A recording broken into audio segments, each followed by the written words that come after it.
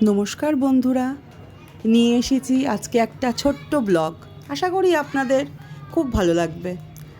আজ তো জানেনই সবাই যে আজকে বিন্নির জন্মদিন।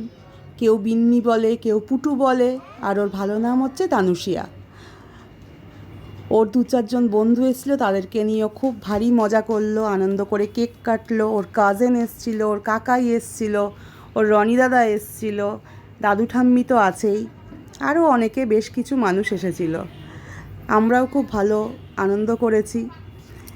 কিন্তু কাল যা বৃষ্টি ছিল, প্রচণ্ড বৃষ্টি, চারিদিকে জল জমে, ওদের আমার স্ট্রিট শিয়ালদাতেও চারিদিকে জল জমে আমরা প্রায় পুরো ভিজে ওদের বাড়িতে ঢুকলাম। তারপরে যাই হোক,